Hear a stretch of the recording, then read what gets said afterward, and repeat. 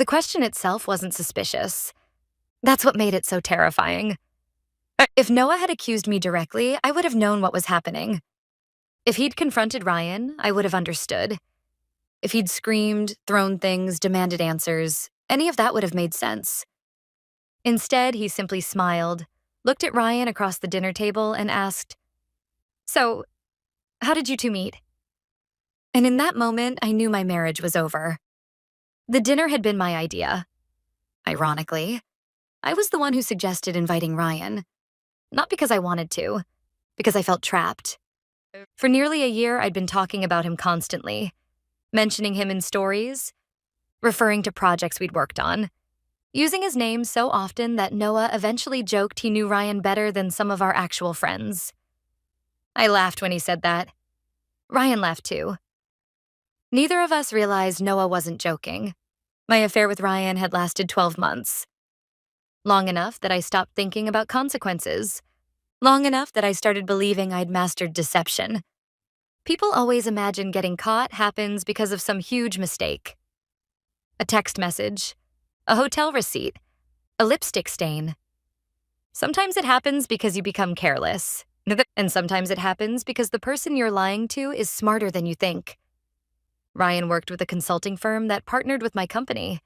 We met during a software rollout, started talking during meetings, then lunches, then drinks, then eventually crossed every boundary we should have respected. The affair became routine, and routine creates arrogance. By the time Noah suggested hosting a dinner party at our house, I genuinely believed everything was under control. "Invite Ryan," Noah said casually one evening. My heart skipped. "What?" He shrugged. "You talk about him all the time." Then he smiled. "I'd like to finally meet the guy." That should have scared me. Instead, I convinced myself it was harmless, because that's what liars do. They explain away danger until danger becomes unavoidable. The dinner happened on a Saturday night. 10 guests, friends, coworkers, neighbors. Ryan arrived 20 minutes late. The moment he walked through the door, I felt sick. Not because of guilt, because suddenly 2 separate worlds were standing in the same room. And I knew how fragile that arrangement really was. Noah greeted him warmly, shook his hand, offered him a drink, made introductions. Everything seemed normal, too normal. Several times throughout the evening, I caught Noah watching us. Not suspiciously, not angrily, just observing. The way someone watches a magician after they've already figured out the trick. Dinner started, wine flowed. People laughed, stories were shared. Then Noah raised his glass. Not for a toast, just to get everyone's attention. "I've got a question." Everyone looked up. Noah smiled toward Ryan. "So," pause. "How did you two meet?" My stomach dropped instantly. The room didn't react. Why would it? To everyone else, it sounded like a completely normal question. Only Ryan and I understood the problem. Because we had never agreed on a story. Not a detailed one. Not one that could survive scrutiny. And suddenly, all eyes were on him. Ryan laughed nervously. "Oh, I could literally see him thinking. Searching. Calculating. Then he answered. "At a conference." The second he said it, I knew we were finished. Because it was wrong. Not entirely wrong. But wrong enough. We'd met before the conference. At a planning meeting. Months earlier. And Noah knew that. I realized it immediately from the look on his face. Not surprise. Not anger. Confirmation. Noah nodded slowly. "Interesting." Then he looked at me. "And that's your memory too?" The room suddenly felt smaller, warmer, harder to breathe in. I forced a smile. "Yes." Noah nodded again, then took a sip of wine, and said, "That's strange." Silence. "Because last year you told me it was the planning meeting in March." The world stopped.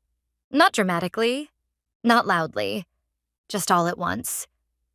Every conversation vanished. Every sound disappeared. Everyone at the table looked between us, trying to understand, trying to solve a puzzle they didn't realize existed. Ryan stared at his plate. Coward. That was my first thought. Because the second things became real, he stopped looking at me entirely. Noah remained calm. Terrifyingly calm. The calmness of someone who already knew the answer. "When did you find out?" I asked quietly. The words escaped before I could stop them. Several guests immediately looked confused. Find out what? But Noah understood. He always understood. He thought for a moment, then answered. About 8 months ago. The room tilted. 8 months. 8 months. 8 months of birthdays, vacations, family gatherings, anniversaries. 8 months of him knowing. Everything suddenly made sense.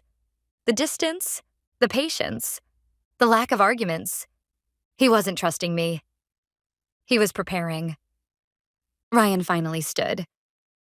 I should go. Noah laughed softly. That's usually what happens. The sentence hit harder than any accusation could have, because everyone understood exactly what he meant. The affair partner always leaves when fantasy collides with reality. And that's exactly what Ryan did. He grabbed his jacket, walked to the front door, and disappeared. No declarations, no defense, no promises. Just escape. After he left, the dinner effectively ended. Guests found excuses, collected belongings, avoided eye contact. Within 30 minutes, the house was empty. Only Noah and I remained, standing among half-finished drinks and abandoned dessert plates. Then he placed an envelope on the table. Divorce papers, already signed, already prepared, already waiting. Again, that realization struck me. This wasn't revenge. Revenge requires emotion. This felt finalized, like a project reaching completion. Months later, after everything was over, I asked him why he chose that question. Why ask how we met? Why that?